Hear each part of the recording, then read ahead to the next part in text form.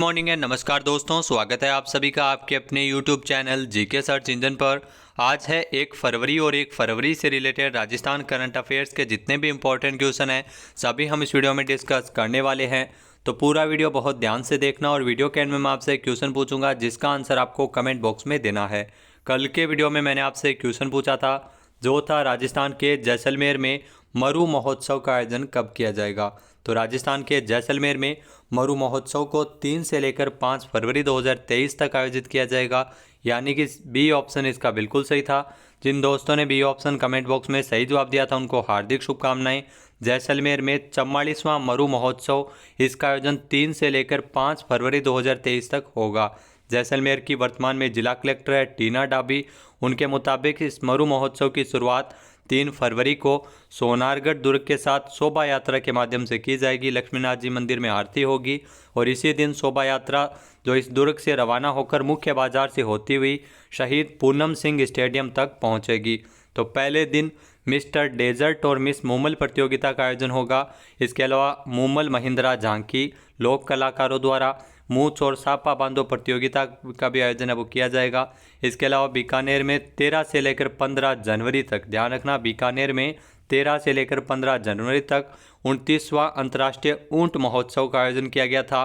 और भीलवाड़ा महोत्सव जो 12 से लेकर 14 जनवरी तक भीलवाड़ा में आयोजित हुआ था। तो चलिए स्टार्ट करते हैं आज के करंट अफेयर्स। पहला क्वेश्चन है, हाल ही में जारी किए गए शिक्षा मंत्रालय की ओर से जो शिक्षा मंत्रालय की all India survey on higher education 2020-21 की रिपोर्ट के अनुसार विश्वविद्यालयों की संख्या में राजस्थान का देश में कौन सा स्थान है। तो राजस्थान का इसमें पहला स्थान है, यानी कि ए ऑप्शन यहाँ पर बिल्कुल सही है। आइए जानते हैं इंपॉर्टेंट फैक्ट्स। तो 30 जनवरी को शिक्षा मंत्रालय की all India survey on higher education 2020-21 की रिपोर्ट जारी की गई थी, जिसमें विश्वविद्यालयों की संख्या में राजस्थान है वो देश में पहले स्थान पर है। राजस्थान में 52 निजी यूनिवर्सिटी के साथ कुल 92 विश्वविद्यालय है। इसी के साथ ही सर्वाधिक कॉलेज की अगर बात की जाए तो उत्तर प्रदेश में है, 8114 कॉलेज है उत्तर प्रदेश में। जयपुर जिला है वो देश में 671 कॉलेजों के साथ दूसरे नंबर पर है। राजस्थान में अगर बात की जाए तो सीकर जिला वो देश में 308 कॉलेजों के साथ 10वें स्थान पर है। 1058 कॉलेजों के साथ बेंगलुरु का जो अर्बन जिला है वो 1 नंबर पर है। शिक्षा मंत्रालय की ओर से उच्च शिक्षा के क्षेत्र में भारत में ये पहली बार विद्यार्थियों के नामांकन की संख्या 4.14 करोड़ हो गई है। तो राजस्थान, ध्यान रखना, तो राजस्थान में 52 निजी यूनिवर्सिटी है। इसके अलावा कुल विश्वविद्यालयों की संख्या राजस्थान में 92 है और राजस्थान इसमें देश में पहले स्थान पर है। क्वेश्चन है, राजस्थान के डूंगरपुर में आदिवासियों का महाकुंभ बेणेश्वर धाम में बेणेश्वर मेले का आयोजन साल 2023 में कब से किया जा रहा है। तो 1 फरवरी से इस मेले की शुरुआत हो रही है डूंगरपुर में, यानी कि बी ऑप्शन इसका बिल्कुल सही है। आइए जानते हैं इंपॉर्टेंट फैक्ट्स। तो राजस्थान में 1 फरवरी से डूंगरपुर के बेणेश्वर धाम में आदिवासियों का महाकुंभ शुरू होने जा रहा है। जी हाँ, बेणेश्वर मेले की शुरुआत हो रही है। बेणेश्वर धाम में भरने वाले इस मेले को वागड़ का प्रयागराज भी कहते हैं। बेणेश्वर मेला हिंदू कैलेंडर के अनुसार माघ महीने में शुक्ल एकादशी से शुरू होता है। माघ के शुक्ल पूर्णिमा तक ये मेला आयोजित होता है और ये देश का अनूठा और सबसे बड़ा आदिवासी मेला है। बेणेश्वर मेला जो राजस्थान के डूंगरपुर जिले का प्रसिद्ध मेला है, ध्यान रखना, इस मेले में लाखों की संख्या में श्रद्धालु आएंगे। बेणेश्वर धाम में सोम, माही और जाखम नदियों के पवित्र संगम पर स्थित है बेणेश्वर धाम और इस मेले में झूले, खेल प्रतियोगिता, सांस्कृतिक कार्यक्रम सहित कई अन्य महत्वपूर्ण कार्यक्रम आयोजित किए जाएंगे। 5 फरवरी को सापा बांधो प्रतियोगिता केवल पुरुष वर्ग के लिए होगी। इसके अलावा इसमें वागड़ श्री और वागड़नी रूपारी प्रतियोगिताओं का भी आयोजन किया जाएगा। अगला क्वेश्चन है, हाल ही में राजस्थान में इंदिरा गांधी नहर परियोजना IGNP में कोलायत लिफ्ट रीलाइनिंग के लिए कितने करोड़ रुपए स्वीकृत हुए हैं। तो इसके लिए 123.15 करोड़ रुपए की स्वीकृति प्रदान की गई है, यानी कि बी ऑप्शन इसका बिल्कुल सही है। आइए जानते हैं इंपॉर्टेंट फैक्ट्स। तो राजस्थान सरकार द्वारा साल 2022-23 के बजट के अनुसार इंदिरा गांधी नहर परियोजना IGNP में कोलायत लिफ्ट रीलाइनिंग के लिए 123.15 करोड़ रुपए की वित्तीय स्वीकृति जारी हुई है। इसमें आगामी सप्ताह में कोलायत लिफ्ट नहर के लिए रीलाइनिंग पर कार्य है वो शुरू हो जाएगा। इंदिरा गांधी नहर की 9 लिफ्ट नहरें हैं जिसमें कोलायत लिफ्ट नहर का नवीनतम नाम क्या है? डॉक्टर करणी सिंह लिफ्ट नहर। तो यहाँ से भी काफ़ी सारे क्वेश्चन आते हैं। इससे लाभान्वित जिले हैं जिसमें बीकानेर और जोधपुर जिले इससे लाभान्वित होते हैं। तो करणी सिंह लिफ्ट नहर का जो नाम है कोलायत लिफ्ट रीलाइनिंग के लिए इसके लिए 123.15 करोड़ रुपये स्वीकृत है, वो CM अशोक गहलोत ने किए हैं। तो वर्तमान में राजस्थान में जल संसाधन मंत्री है महेंद्रजीत सिंह मालवीय। नेक्स्ट क्वेश्चन है, हाल ही में 10,000 मेगावाट के अल्ट्रा मेगा अक्षय ऊर्जा पार्क का विकास करने हेतु राजस्थान अक्षय ऊर्जा निगम और किस कंपनी के मध्य समझौता ज्ञापन पर हस्ताक्षर हुए हैं? तो THDC इंडिया लिमिटेड ये कंपनी है और इस कंपनी और राजस्थान अक्षय ऊर्जा निगम के मध्य समझौता ज्ञापन पर हस्ताक्षर किए गए थे, यानी कि C ऑप्शन इसका बिल्कुल सही है। आइए जानते हैं इंपॉर्टेंट फैक्ट्स। तो भारत सरकार की मिनी रत्न A श्रेणी की जो कंपनी है THDC इंडिया लिमिटेड और राजस्थान अक्षय ऊर्जा निगम, इन दोनों के मध्य 30 जनवरी को जयपुर में जॉइंट वेंचर कम शेयर होल्डिंग एग्रीमेंट पर हस्ताक्षर किए गए थे। इसमें जो पार्क में जो सोलर विंड और हाइड्रो एनर्जी के बड़े एनर्जी पार्क बनाए जाएंगे। पार्क पर तकरीबन 40,000 करोड़ रुपए का निवेश किया जाएगा और इसमें 10,000 लोगों को रोजगार के अवसर भी मिलेंगे। तो ये 10,000 मेगावाट का पार्क है वो बनाया जाएगा। अक्षय ऊर्जा निगम के प्रबंध निदेशक है अनिल डाका।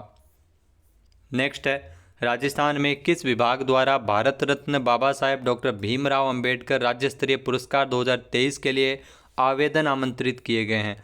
ध्यान रखना, राजस्थान में सामाजिक न्याय व अधिकारिता विभाग के द्वारा इस पुरस्कार हेतु आवेदन आमंत्रित किए गए हैं, यानी कि A ऑप्शन यहाँ पर बिल्कुल सही है। आइए जानते हैं इंपॉर्टेंट फैक्ट्स।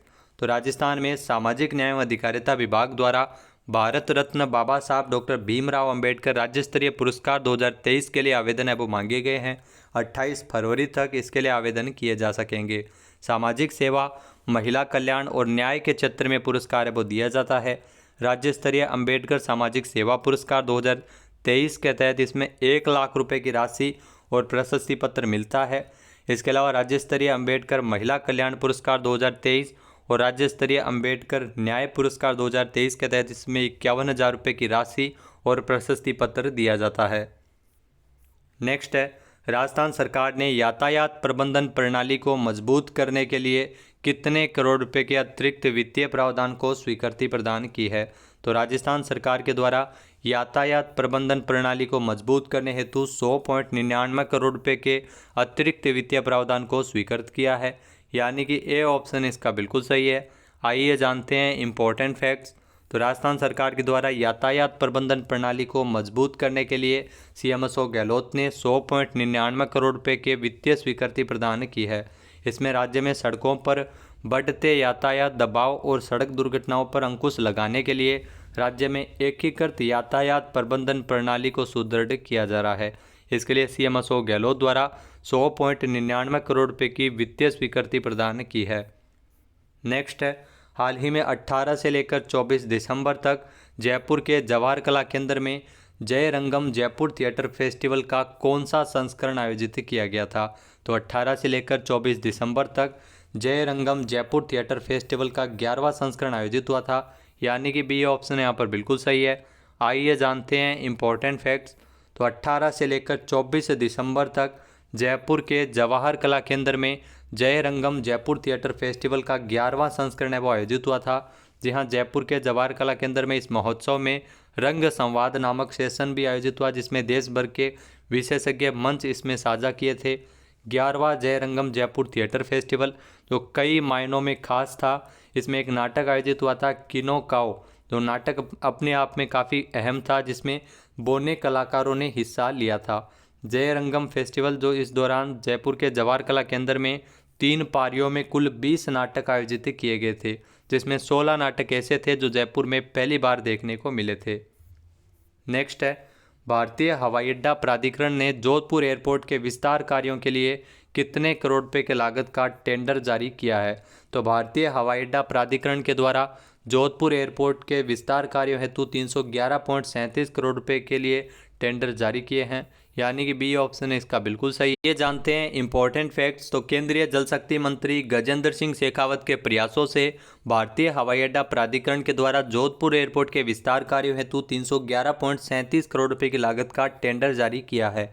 यहाँ इस रिपोर्ट के मुताबिक जोधपुर एयरपोर्ट का विस्तार 49 एकड़ में किया जाएगा और इस कार्य को 1.5 वर्षों में पूरा करना होगा।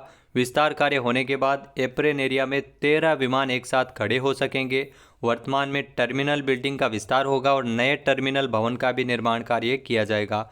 इसमें फायर स्टेशन, रिटायरिंग रूम और इसके अलावा गेस्ट हाउस, फ्यूल फैसिलिटी सुविधा इसमें देखने को मिलेगी।